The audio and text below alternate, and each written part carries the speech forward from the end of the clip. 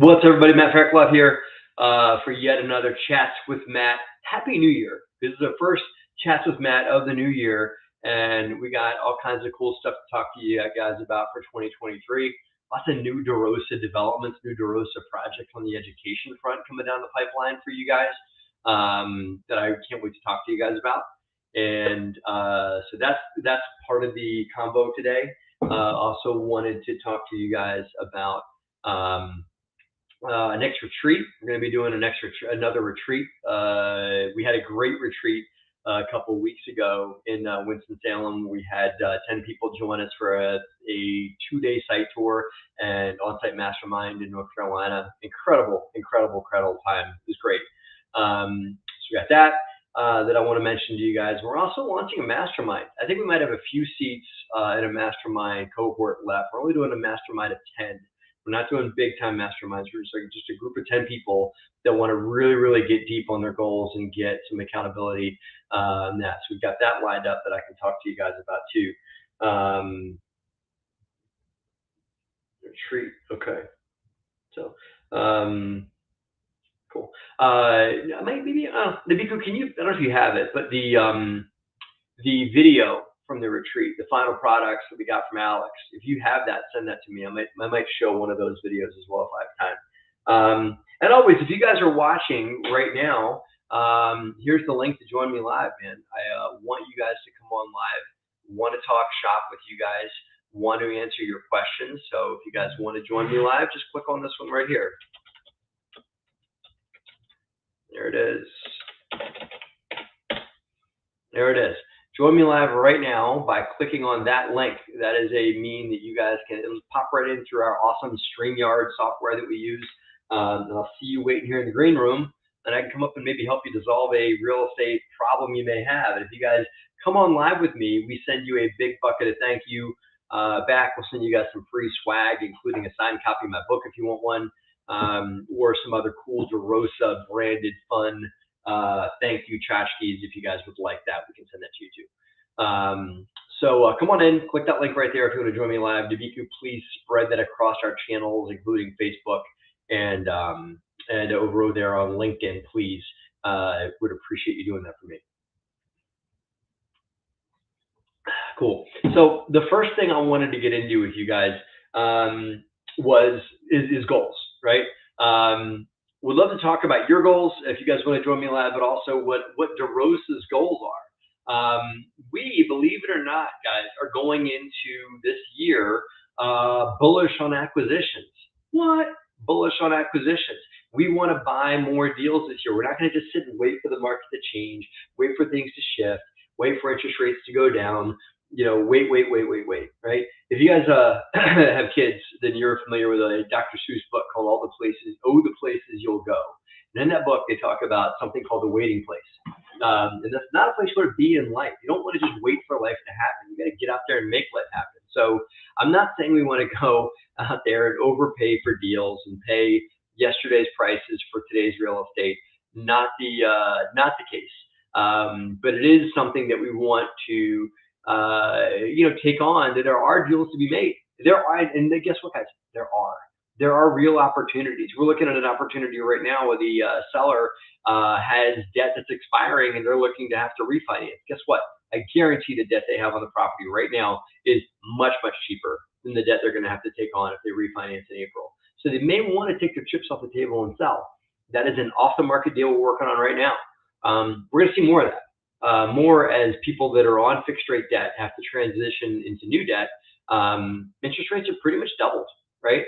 So that's going to create a sale or a sale opportunity for people to kind of look at it and say, well, do I want to get a reasonable number, maybe not a greedy number, but a reasonable number to sell? Or do I want to go ahead and take a refi and maybe dip my cash flow a little bit, right? So those are real opportunities that are out on the market right now, and some of which we're facing. So some of which we're looking at potentially being the buyer on. So we're aggressive to buy. We want to do 4 deals this year. I want to do a deal a quarter. Hervé and I had a great conversation about that and how we're going to make that happen. Other goals DeRosa has is we may expand out of apartment buildings. We've looked at other asset classes aggressively. We've looked at even stuff like unanchored strip centers. I could describe what that is. If you guys want, ask me in the comment section. I'll tell you more about what that means. Flex industrial, we can talk about that too. And one that I'm really excited about that I think that could be a really, really great lucrative play. Not really many people are playing in this space, which is maybe why it's a good lucrative play, is hotels, like branded anchored hotel brands. Like I'm talking, Marriott. Explain all the asset classes. Sure. What do you mean? Who that? Let me see who you are because I can't see. For Facebook, it awesomely doesn't tell me. It just says Facebook user. So I don't know who you are. I mean, a lot of people use Facebook, right? So, home. You, home, throw me softballs. I'm on to you. Thank you, home.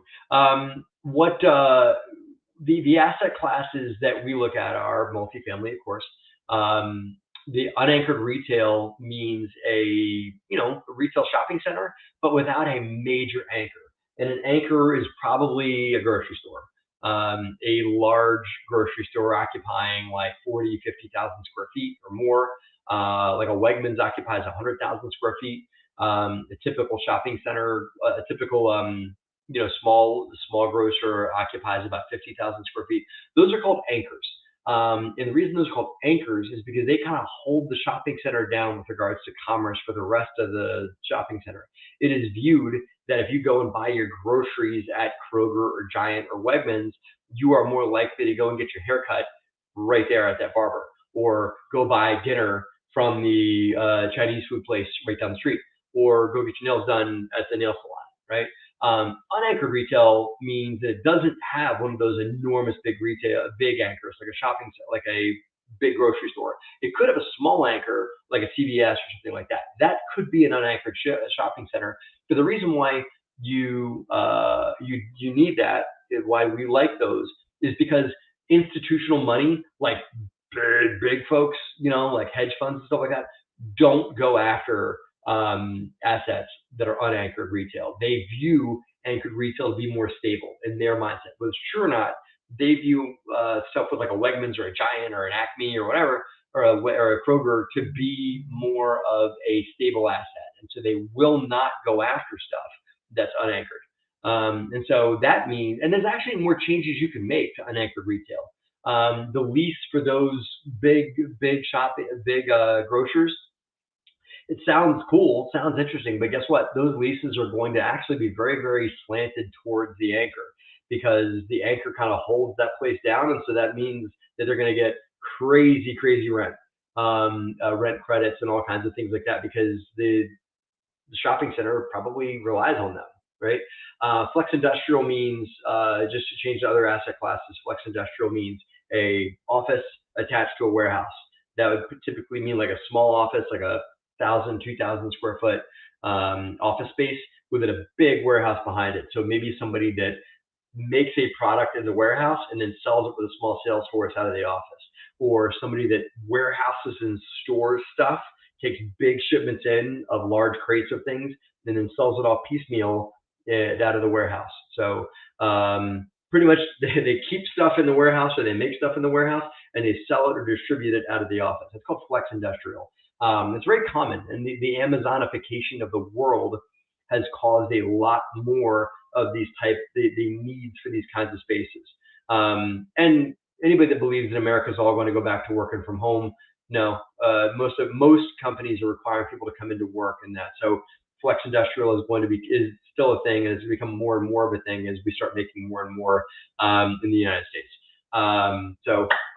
Michael DiGiovanni, happy Friday to you, man. I know you reached out to me on Facebook the other day just to make sure that we were doing this today, so I appreciate you being here, man. Thank you. And Castle Hill Entertainment wants to say, I want to get at least one deal this year, this new year, man. Hustle, but nice, love it. Get it going on, man. And you will. There's still good deals to be had. Those of you guys that believe that there are no good deals to be had, I hope you keep thinking that, because there's still plenty of good opportunities out there. Are there blood in the streets? No.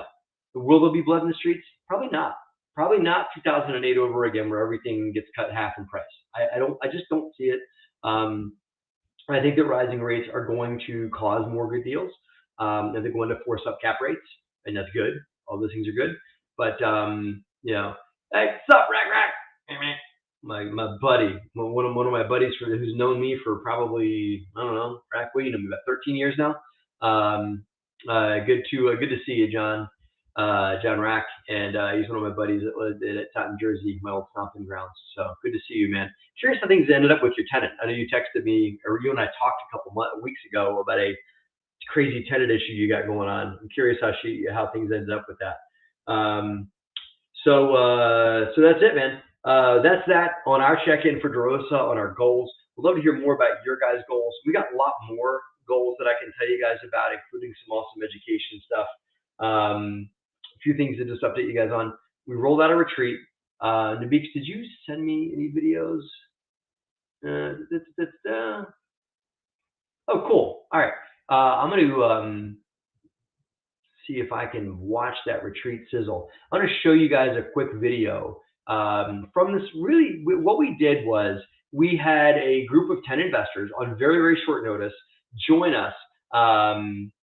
So she's trying to resend the letter to vacate. Yeah, okay. You know what happened. It didn't sound like she's got much of a leg to stand on. So I think, eventually the landlord wins. It can become a pain in the butt long term for the tenant. They can be a pain in the butt for a little bit, even months, but at some point they're going to lose. So she's not going to be able to get it done. Maybe she might rescind it for a little bit, but then you file. Maybe she files bankruptcy, which would be a bad idea on her part, especially given that she's got housing subsidy coming in. So hey guys, Matt Faircloth here. Pause. Sorry guys. So I'm going to show you guys a video real quick.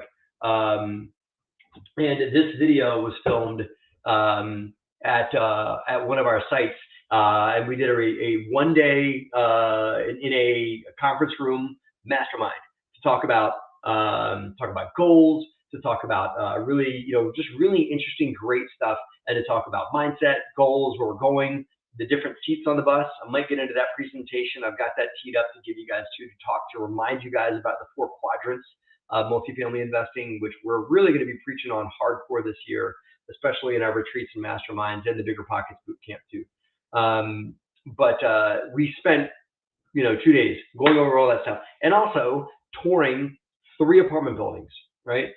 Meeting the site team and touring units and stuff like that. It was a really amazing experience. I really enjoyed it. I really had a great time too.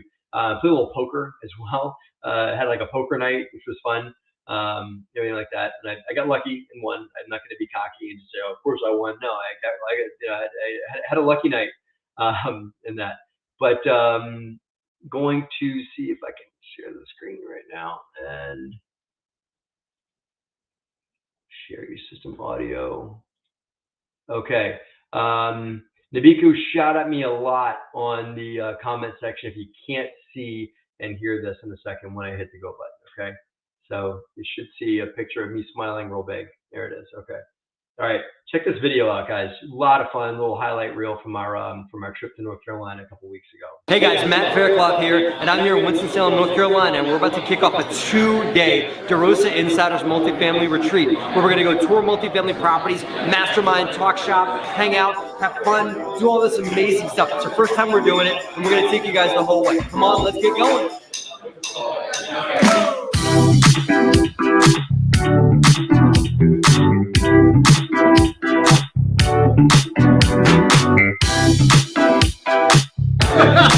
Making new friends!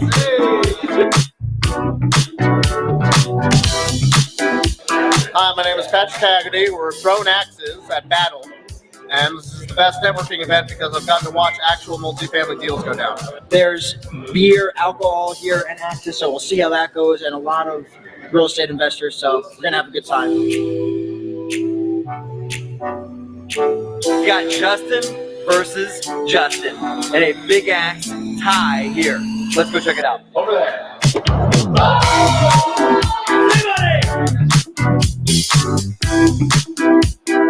The bigger piece was just fellowship with like-minded people, man. Like we hung out and we drank together, we ate together, we broke bread, and we discussed like goals and aspirations, and what's realistic, and what we thought once wasn't realistic is now like a thing that we all feel capable of doing. Dude, we just wrapped up the DeRosa Insiders Retreat, and it was incredible. So many great epiphanies, so many great aha moments got created for these folks. I am eternally grateful that we got to provide such a great education service to these people, and I can't wait to keep in contact with them, because we're going to keep this going through Zoom calls, masterminds, everything like that offline, and I can't wait for the next retreat, which is coming up soon too.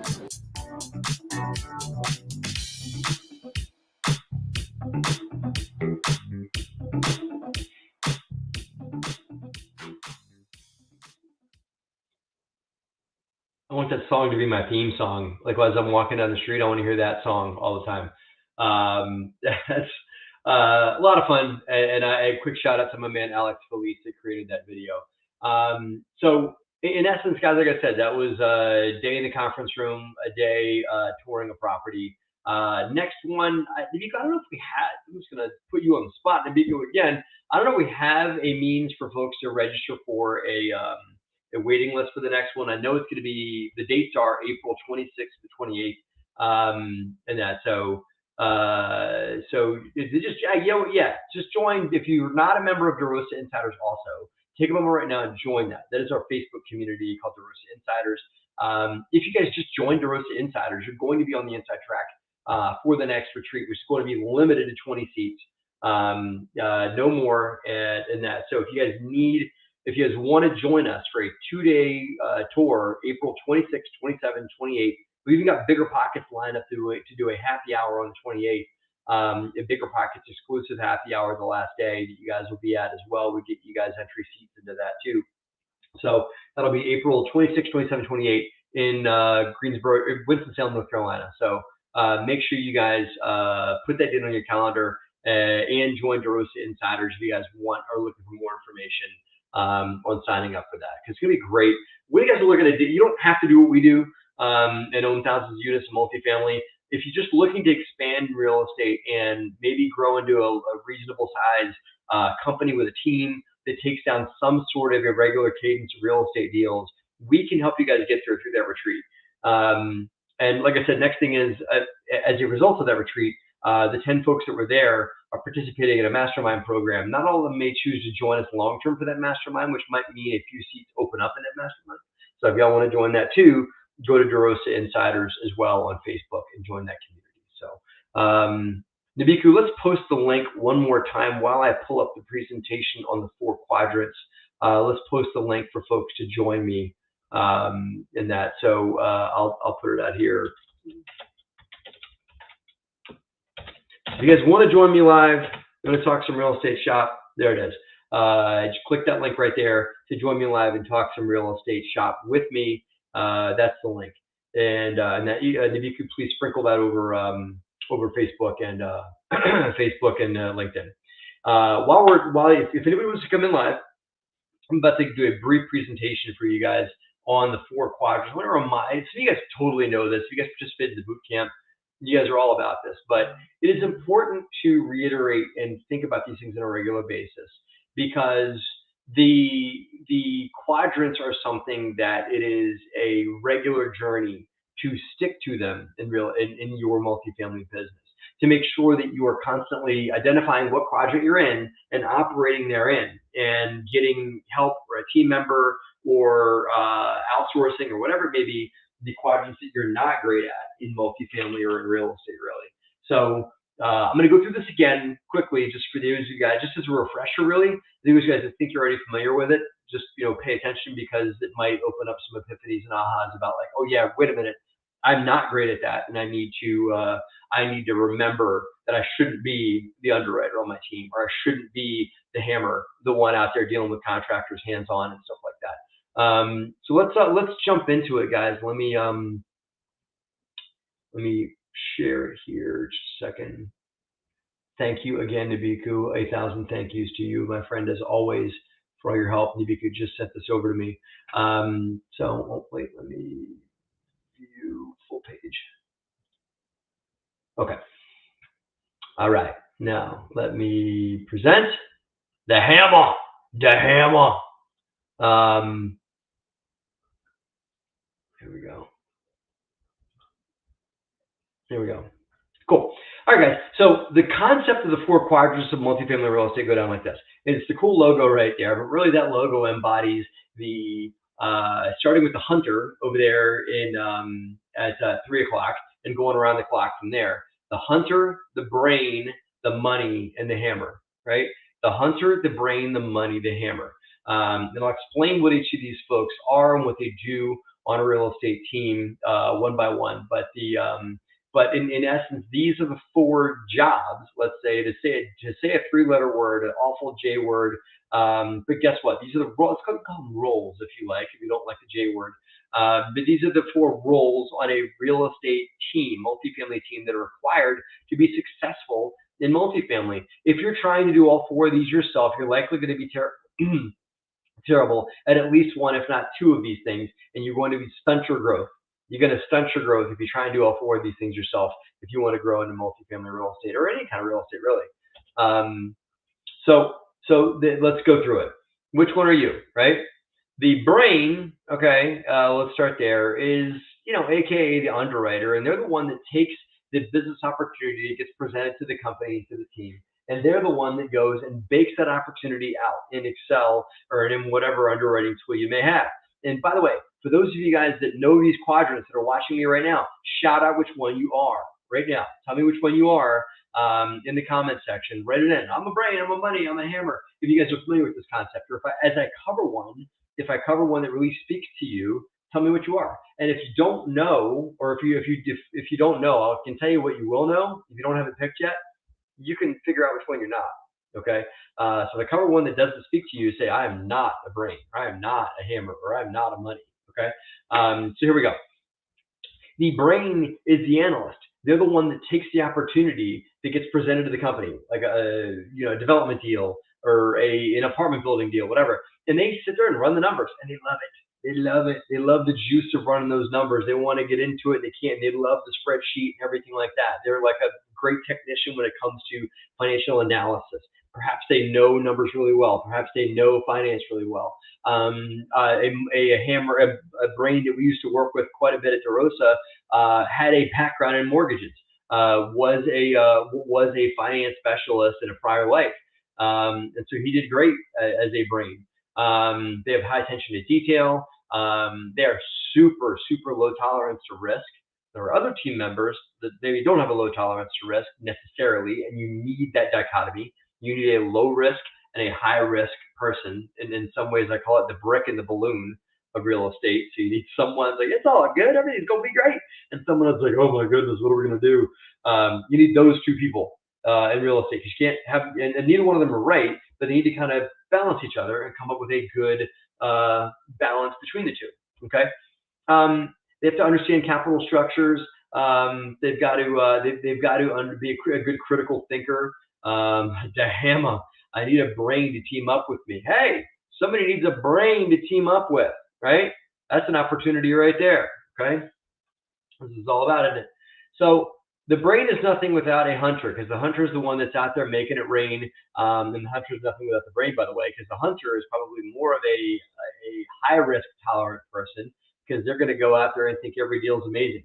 And a lot of times on our team, the hunter and the brain end up disagreeing, because the hunter's like, oh, this is an amazing deal. All we got to do is fix these 4 things. And the brain's like, nope, you got to do this. Interest rates are going to be way higher than you think that they're going to be. And we got to have more reserves. We have more construction budget. And we got to be careful and all that.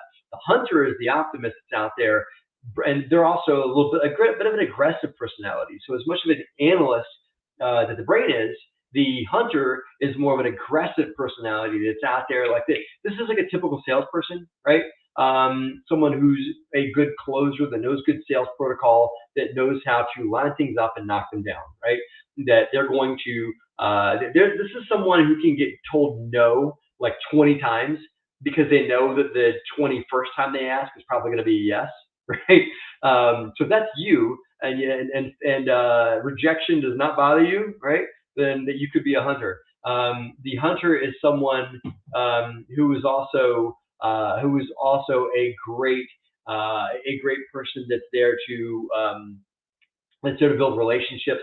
They also know markets very well. So the hunter tends to have good market knowledge. It could be super simple, like I used to live in that market, so I know it really well.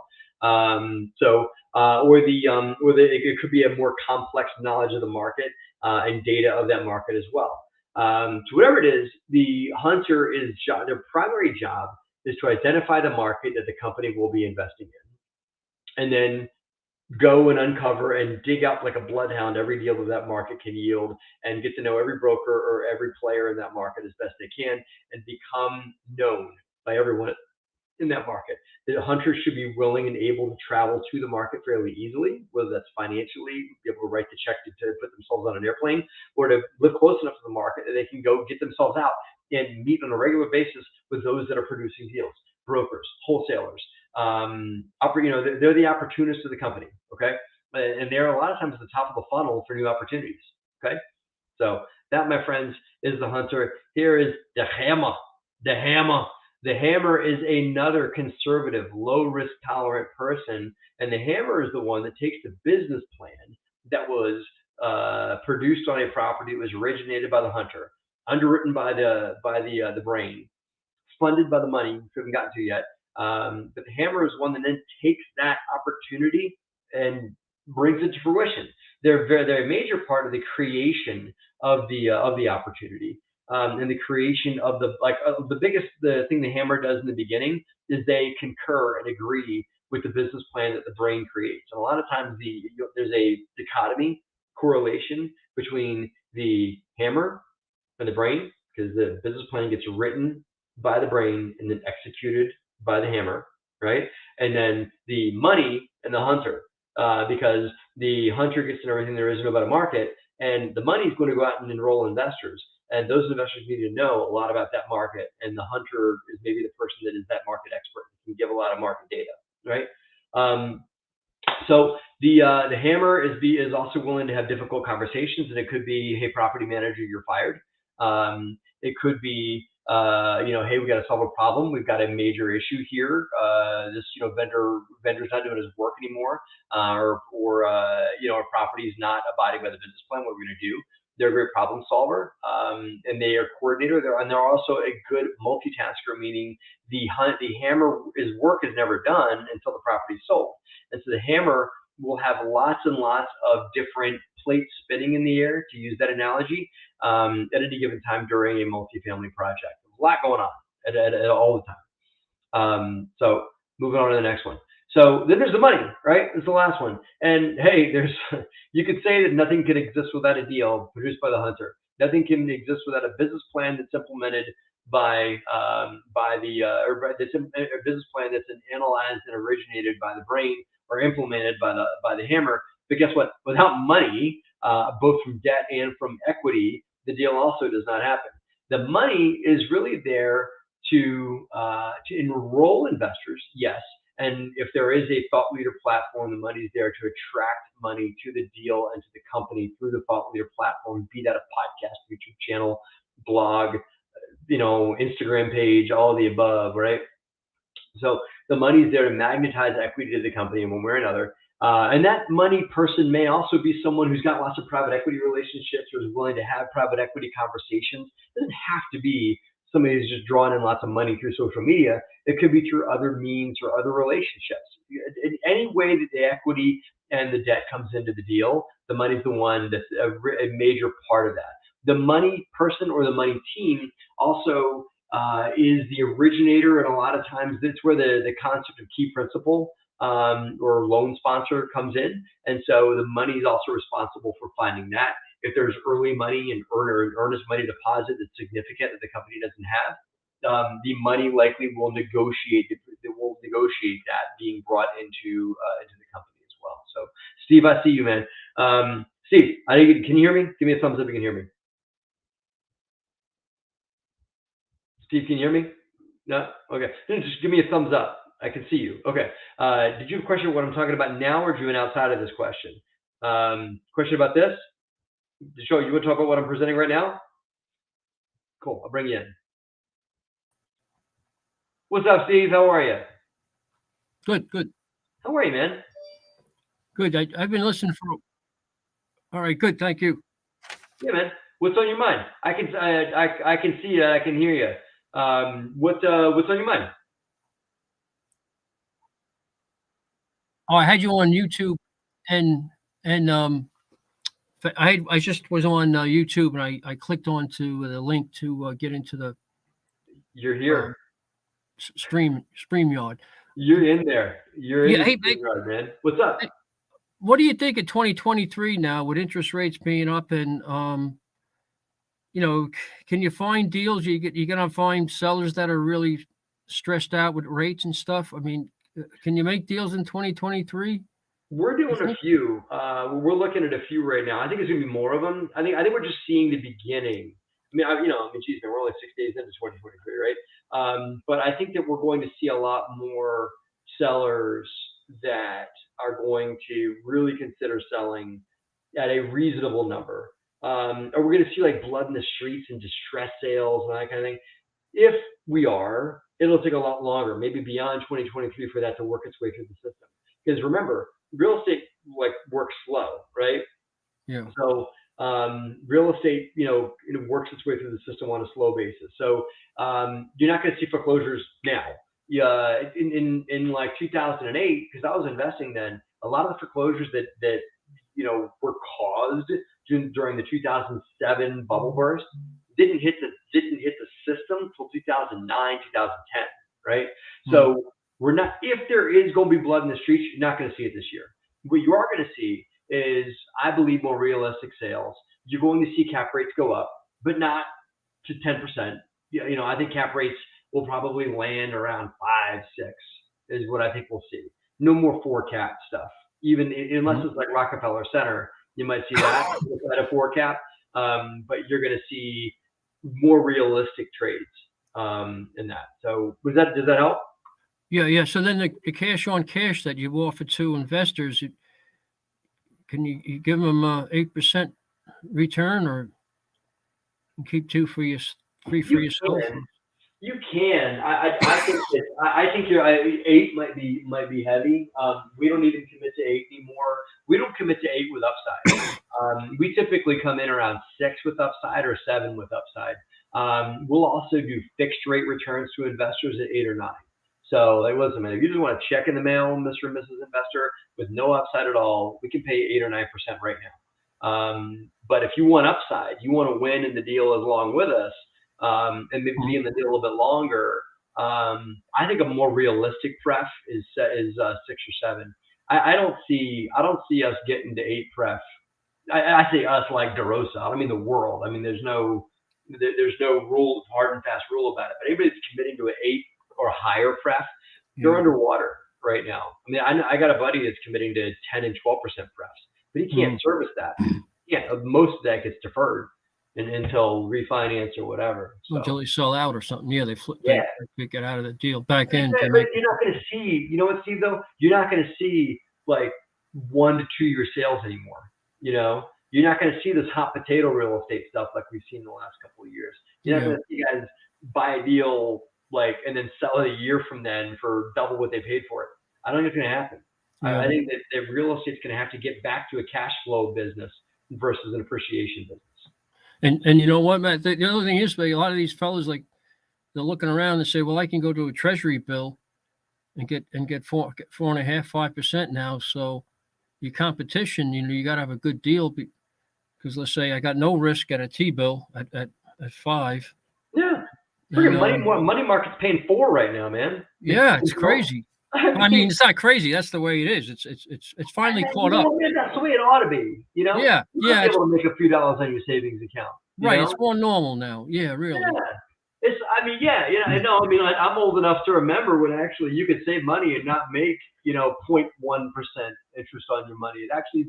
It's been Looney Tunes for a while how low rates have been. This whacked out environment it's created, but I think that my first home mortgage was 6.5%, and I was happy to get it. I was fine with that.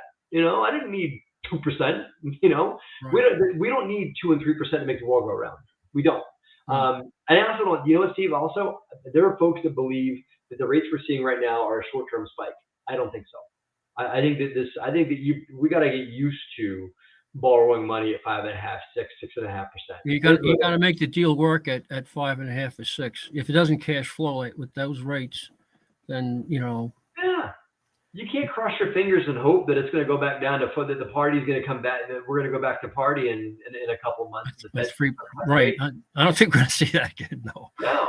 What kind of deals you involved in right now? I was doing. I've had multi 2-4 families up in upstate New York, and then but I've been looking. I'm trying to look down Florida or Carolina and reinvest down there. For what are you looking for? 2 to 4, like you're doing right now? Like well, actually, I'd rather go to 50 so we can carry a management team. So otherwise, I'd rather manage the manager than get in and start hiring the contractor. Have you shopped any markets yet in the Carolinas? I know the Carolinas. So I can give you some advice there. Florida, I know nothing. I just know it's a great place to visit. Have you shopped any cities yet in the Carolinas? I haven't yet, Matt. No, not really. Okay. I'll give you I'll try and think of 3 right now that are good workforce housing markets. It's not right. It's only Raleigh. It's only Charlotte. Okay. Yeah. They're not the big sexy markets because you don't want to be there, especially if you're trying to buy 30, 40, 50 units, right? Are you going to invest in these? Are you going to do these yourself, or are you going to roll in investors? I'll roll in an investor. I'll go with the team. Yeah. Okay. Got it. Okay. Here's some good blue collar markets nobody's talking about right now in the Carolinas. So for me, Fayetteville. We used to own in Fayetteville. Fayetteville is still a good market that I think should get more attention and love these days.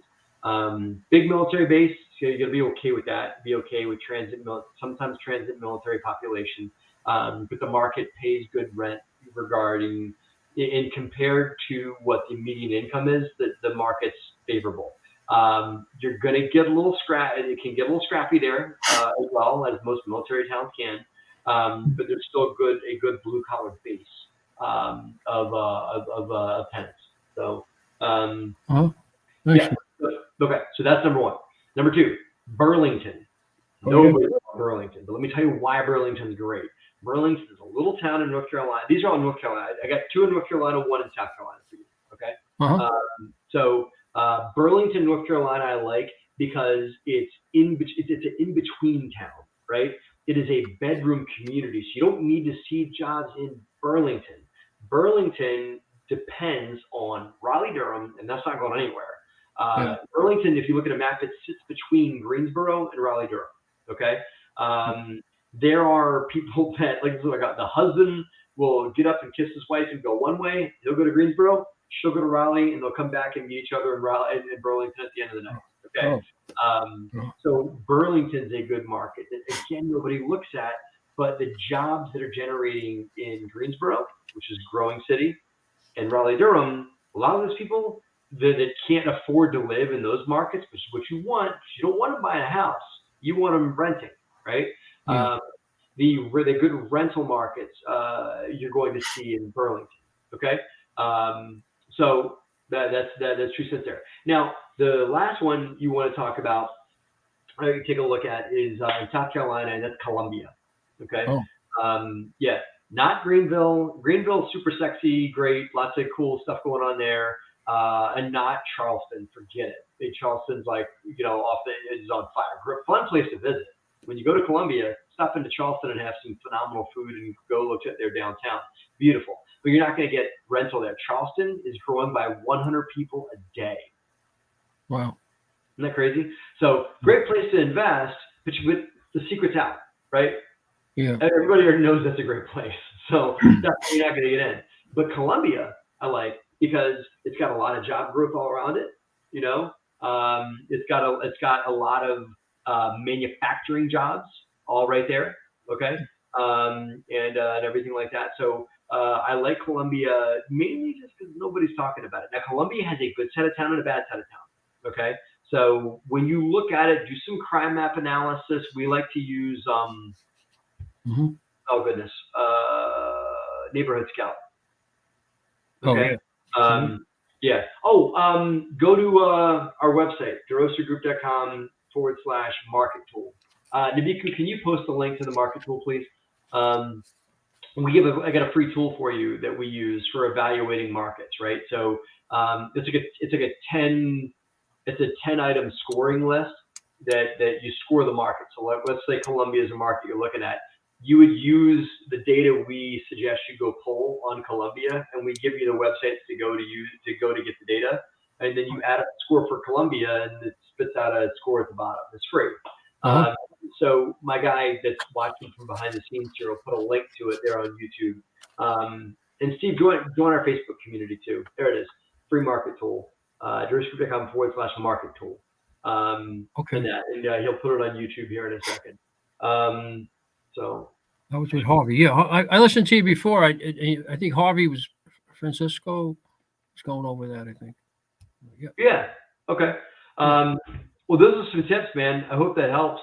Yeah, it does. Appreciate it. Thanks. That's good. Yeah. Well, here's the deal. What I want you to do, Nabiku, can you help me get a hold of Steve here? See if you want to write this email address down. Live sessions, plural, at DeRosaGroup.com. That goes to my man Nabiku that's watching right now. Live sessions at DeRosaGroup.com. I want to send you a thank you package. All you got to do is just tell Nabiku your mailing address at live sessions at DeRosaGroup.com, and he'll send you a DeRosa branded thank you package. You can tell him which one you want. We'll send you a signed copy of my book if you want it, or like a thank you package. I think it's got a bunch of like cool tchotchke fun stuff, like a DeRosa stress ball with like 9 other cool DeRosa things, and a DeRosa pack that it's all included in. So, all right. Appreciate it, Matt. Good email in there. Steve, nice to meet you, brother. Nice to meet you too, man. Take care. Yeah, you too. Bye. Cool. Okay. So a little tangent, but also fun. Let's finish real quick on this presentation. And that, oh man, you know what I should have done, Nabiku, but I didn't do it. I should have turned off that presentation so we could have used that. But that's okay. Okay. So which one are you guys? Which one of those 4 are you, right? If you guys want to type it in, if you guys are watching and want to type in real quick which one of those 4 items you are, I'd love to hear from you. A few quick shout outs here. Steve's still watching. One of our friends just spent 4 years while assigned to Fort Bragg and still owns 2 properties there. I agree. A great market that no one is focused on because Raleigh is only an hour away. Raleigh is like the enormous attention getter magnet, and it actually draws eyeballs away from places that you should be looking. Do not follow the shiny nickel of Raleigh, North Carolina. You can maybe find a good deal. They're going to be catching a diamond in the rough, and you're going to be waiting in line for a good deal with everybody else because a lot of people want to get into Raleigh, get into Charlotte. I would not be chasing that right now if you don't have to. Chasing the top tier markets. I would be looking at tertiary markets, and I like to joke and say markets that have like minor league baseball teams. So I think Fayetteville used to have one called the Woodpeckers. But and that. Anyway, so that's what I got, guys. I think I'm going to tap out here. But Nabiku, thank you for your background support as always, my friend.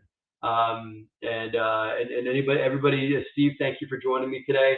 Nabiku, please make sure we get a hold of Steve and get him a nice bucket of thank you over to him. So, guys, we're going to be back in the swing of things on Fridays at noon here with me with Chats with Matt. So make sure if you guys didn't catch all of this, make sure you join me next week for probably half an hour, 45-minute session for a real estate chat with me. Looking forward to it. That's what I got, guys. Take care. See you next time.